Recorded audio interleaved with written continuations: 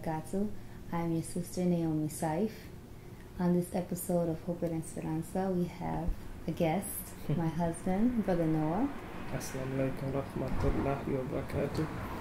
And we're just going to talk about family issues and how to basically just try our best to have, to teach Deen to our children and to practice it ourselves and to be good examples. And parenting is not about being perfect, it's just about being present. So, Alhamdulillah. I think parenting in this new generation is a lot different than previous generations, because previous generations, it was a little harder for influences to get in your house. Back in the day, we had the one house phone, and if somebody called, the phone rang, everybody was alerted, and 9 chances out of 10, your mother or your father was the one who answered the phone, and they kind of screened the calls, or at least they could get a gist of who you were talking to based upon the nature of the conversation. And the phone was always in some centralized place. Back then, we didn't have phones in our room. Most of the time, they were like in the kitchen or something like that. So you had to have your conversations in public. So nowadays, everything is 100% different. Kids have phones in a room. Not only that, they can text message, and they can get on the internet, unlimited. So not only do you not know the nature of their conversation, they can actually have a conversation right in front of you and you don't even know it, because they could be texting, they could be on the internet, on Facebook, and things of that nature. So we're faced with the challenges as parents as what to do about these situations, because you say to yourself, well, they have to have a cell phone just in case I need to get in contact with them or something of that nature. But the answer to these questions is you have to take those devices away. There's no way around it. Children are not responsible enough to have 24-hour access to their friends, 24-hour access to the internet, private conversations. Just without supervision and things, those conversations start to go in a different direction. And not only that, we don't know who our children are talking to. Just like, if I can reference back in the day, somebody couldn't just walk in your house and say, hey, I'm a friend of so-and-so, and they disappear upstairs in the room. It just didn't work like that. Your parent will ask you, who is this person? Who are their parents? Where do they live? What school do they go to? And you would get grilled so much that if it wasn't a person who could answer all those questions in an effective way, you wouldn't even bring them by the house. So that cut off opportunities for possible situations that were kind of risky to you. Nowadays, you obviously cannot monitor everybody that your children are talking to if you give them access to the internet and to cell phones and stuff like that. And the scary part about it is your children might not even know who they're talking to, because they might meet these people and they might say they're one thing and they turn out to be 100% different. Not to mention that your children can listen to whatever music they want to at any time, even if they don't have music downloaded onto their phone. Even if they don't have any money, they can just go to YouTube, type in their favorite song, and it'll come up, and they just listen to it or listen to other stuff. It's all kind of free music out there. So what this does is it poses a risk of Satan getting into your house. And we, the parents of Muslim households, that's the last thing we want. We don't want Satan in our house, influencing our children, getting into other stuff. It's almost like roaches.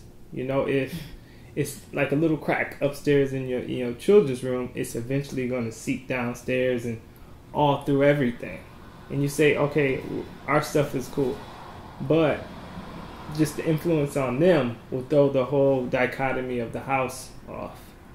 So we have to keep everything sealed so we don't run the risk of this potential threat of some influence that could just throw the dean off totally of your children.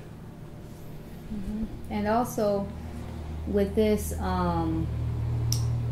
technology and cell phones and stuff like that, because we've experienced it. Our oldest is going to be 18, mashallah, and we learned very quickly that cell phones and tablets and internet and things of that nature is literally, it's like having a garage door open and anything. Your children, their attitude changes. They those devices, what they do, they teach our children to isolate themselves.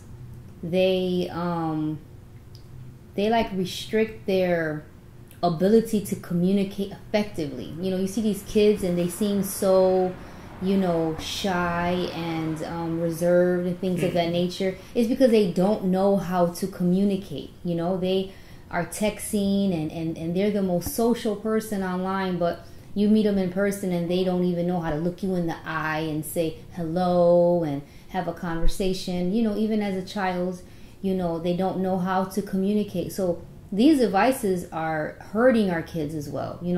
It's not like they're, like back in the day where we were on the phone, is so-and-so there, blah, blah, blah, and you had to talk. You had to have a conversation. People are not having real conversations. They're text messaging.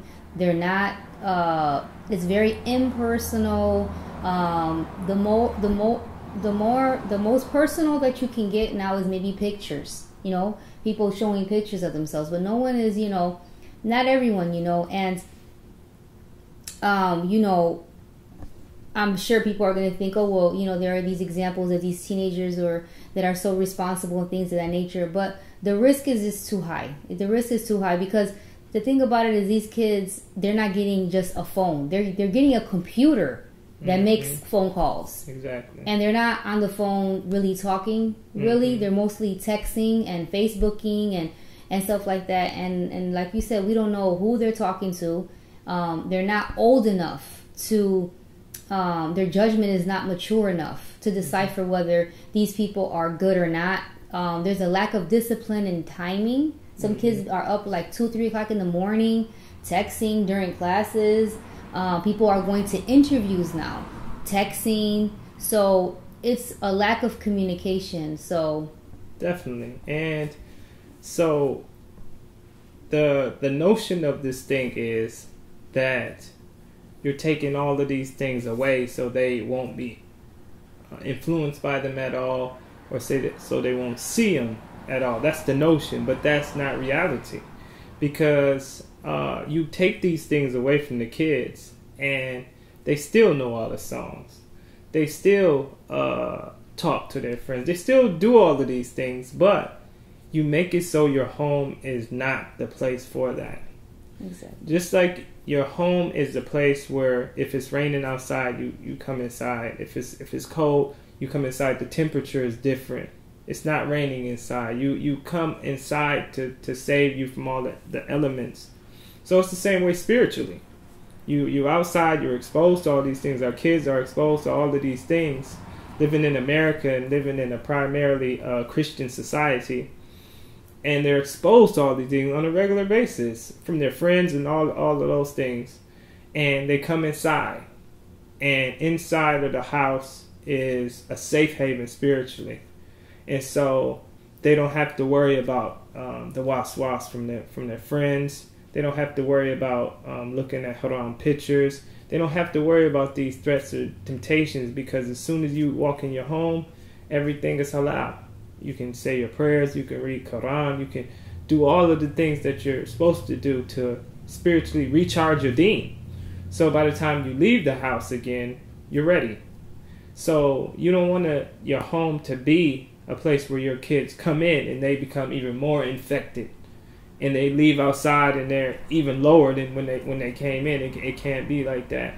We have to show our kids what a real Muslim home looks like, because inshallah in the future they will be running Muslim homes. And if you do successfully kick Satan out of your house, you have to bring Allah into your house. And it goes beyond just saying the 5 prayers in your house. It goes beyond that. It has to be a place where your kids receive khutbahs, where they read the Quran, where they get learning, and you cut down on the TV.